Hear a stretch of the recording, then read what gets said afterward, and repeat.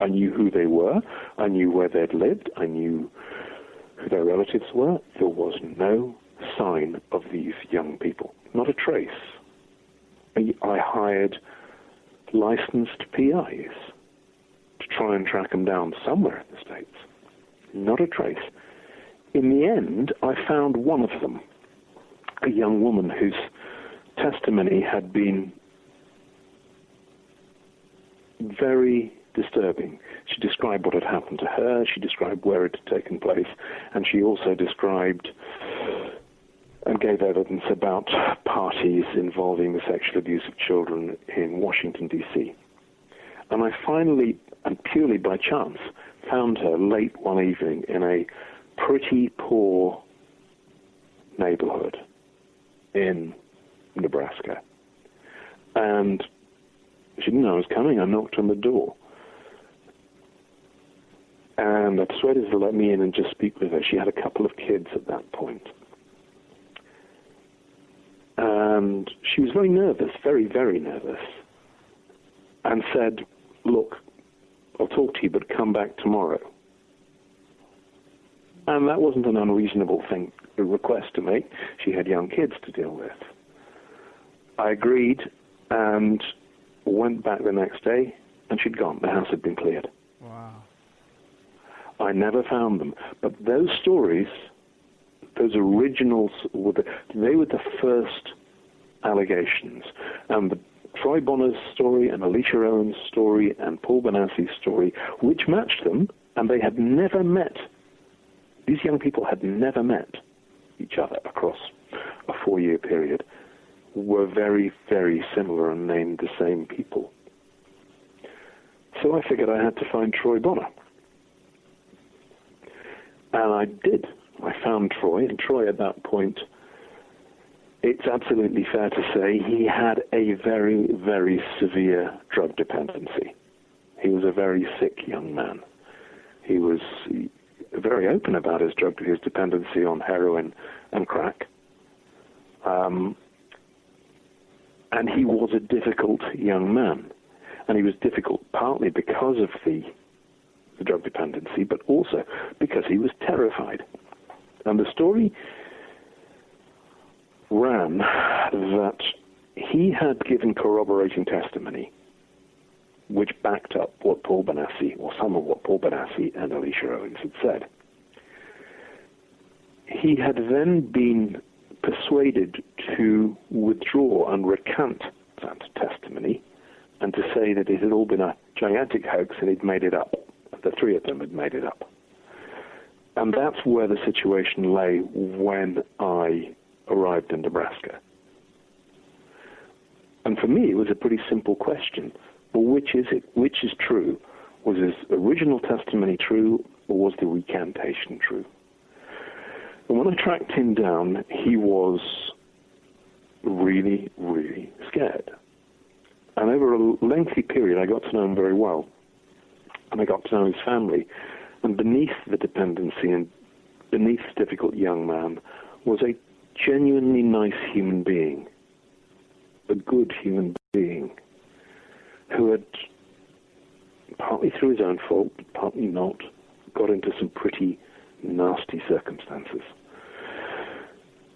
And the story he told me was that his original testimony, that the abuse had happened, was true, but that he had been threatened by, amongst others, and most predominantly, the FBI to recant his testimony. And that the FBI had told him that if he didn't, he would be prosecuted for perjury and would spend a long time in prison, and that was not a good place for someone dependent on illegal substances to be. I persuaded, well, the first thing was, I said, well, I couldn't understand why the FBI, A, was involved and B, was doing this. And I wasn't about to take Troy's word for it. So I went back to the room full of documents and storage boxes, and eventually I unearthed an audio recording which the state legislature had been given, which was, in my view, extraordinary. It was a recording that had been made by FBI agents who identified themselves on the tape at the start. And they had dragged Troy Bonner into an office and got him to ring up Alicia Owen in prison to try and persuade her to back down on what she was saying. It was the most extraordinary tape, and it certainly supported what Troy alleged about the pressure from the FBI. And so I persuaded Troy that the safest thing for him to do, the way to free himself. The days are getting shorter, and you can feel it in the air. Yes, it's that time of year. Pumpkin is finally back at Dunkin'. It's the cozy you've been craving all summer long, now in your cup at Dunkin'. Pick up all of your pumpkin favorites, like the signature pumpkin spice iced latte, or a pumpkin iced coffee, and bakery items like pumpkin donuts and muffins. Sip into something comfortable to celebrate the start of cozy season. Use the Dunkin' app for contactless ordering. America runs on Dunkin'. From the pressure he was under was to give us a filmed interview, which he did. And I have to say, it's something that I've lived with, and I blame myself for having done ever since. Because he's turned up dead now? Yeah. I persuaded Troy that the safest thing for him to do was to give a filmed interview, because once his story was told, once it was broadcast, right, there would be no real mileage for anybody in trying to persecute him. We made the film. It took the best part of 9 months to make the film, to shoot the film, to do research. We took it back, all the footage back to England, to our offices, to this television company we worked for. And this was all shot on 16mm film, so large cans of film. We edited the film over many weeks, my colleague and I, and we produced what's called a rough cut. And again, if your listeners presumably are familiar with this, a rough cut is your first version of the film. And when things are edited on film, it looks scratchy, and there's bits of yellow chalk mark on it and bits of tape sticking things together. And we produced that. We took it to Discovery.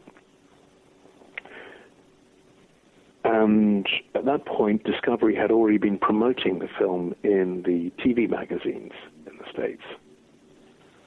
So it was in the schedules, and we had, I think, a week left, or 10 days left, to take it from true cut to fine cut, which is pretty much the last stage before you lock the whole thing off.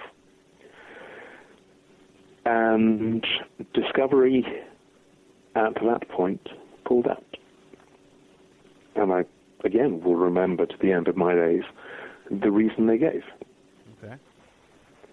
They said, and I quote, "We seem to have gotten into an investigative area which is inconsistent with the Discovery mission statement." End quotes. Now, that as well is terrifying.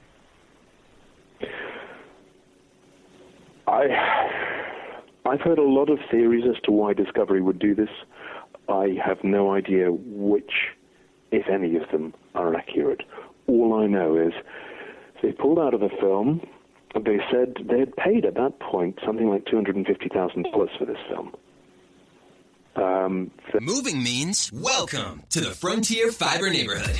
With our high-speed Frontier 500 meg fiber optic internet, share video tours of your new place with upload speeds up to 25 times faster than cable. Just $39.99 a month plus taxes and fees, and only $10 per month Wi-Fi router service fee. Visit frontier.com/fiber for upload speed comparison and full offer details. Frontier, don't go it alone. Limited time offer. Max speeds or wired speeds. Wi-Fi speeds may vary. Activation, internet infrastructure surcharges, taxes, and other fees are subject to change. Frontier terms and conditions apply. Moving means welcome to the Frontier Fiber neighborhood. With our high-speed Frontier 500 meg fiber optic internet, share video tours of your new place with upload speeds up to 25 times faster than cable. Just $39.99 a month plus taxes and fees and only $10 per month Wi-Fi router service fee. Visit frontier.com/fiber for upload speed comparison and full offer details. Frontier, don't go it alone. Limited time offer. Max speeds or wired speeds. Wi-Fi speeds may vary. Activation, internet infrastructure surcharges, taxes, and other fees are subject to change. Frontier terms and conditions apply. He handed it back to the television company for whom I worked and said, you can do that what the hell you want with this, provided you never associate Discovery's name with it. Frankly, no one else was, no British television station was going to broadcast a film which was purely American in scope. Not of that ilk. So there it stuck. I mean, and the film never progressed beyond rough cut. And I know someone leaked it, and it's been put up on YouTube, and it's had an enormous number of hits on YouTube. But what you see on the YouTube version of the film is our rough cut. It's, there are bits missing. You can see it. There are places where there's a slate saying library footage needed or archive film needed, but it still gives a pretty good idea of what we had. The outcome, the upshot, all of this, I'd promised Troy that he would be safe because it would be broadcast. It wasn't broadcast. Troy disappeared, and yes, sure enough, I think 6 months or a year later, he turned up dead. Now, I have no means of knowing whether his death, as was quite likely, was the result of a drug overdose, or whether it was something else. What I do know is that I let him down. All right. Let me ask you this, though. What do you think the FBI's motivation was to silence this story? The answer is I simply don't know. One of the things for old dinosaur journalists like me that you have hammered into you in your early days is never attribute motive to somebody unless you actually know that motive. Right. I think it's a good question to ask the FBI. We asked the FBI, for any of your listeners who check the film out on YouTube, you'll hear the result of that phone call on the film. We asked the FBI for an interview, and they basically told us to go to hell. Now, the young woman who you went to her apartment, and you said she lived in a poor neighborhood. Yeah, a really low-rent neighborhood. Okay, so now, when you went back the next day, were all of her possessions removed from that home? Well, the house was locked up, and I spent a little time looking through the windows, and there was no sign of anything in any of the rooms that I could see. The sort of things you would expect, kids' toys, they weren't there. And the night before, when you were at the door, you could look inside and see that there was a I was inside. Oh, you were inside? I was inside. So obviously all of her possessions were removed. Well, as far as I could see through the windows, yeah. Gotcha. Now, she wouldn't be a person who would have the means to hire movers in the middle of the night and to find a new location to live and put her stuff in storage. I would think that is unlikely, but I can't rule that out, The most benign explanation I can come up with is that my presence, my arrival on her doorstep, this is a very run-down, low-rent, almost exclusively black neighborhood. I'm a, middle-class, middle-aged, white English guy turning up asking questions about something very sensitive that happened, evidence she gave 4 years ago. The best guess that I can come up with is that my presence frightened her so much that she just somehow got all her stuff up and went. That's the most benign explanation I can come up with. Right. And you're trying to give everybody the benefit of the doubt. Well, as we've talked about, I don't think it helps to jump to dramatic conclusions. I like to look at evidence and sift evidence. And where there's a hole in the evidence, and in most cases you're going to find holes in the evidence, I think it's only honest to say there's a hole in the evidence.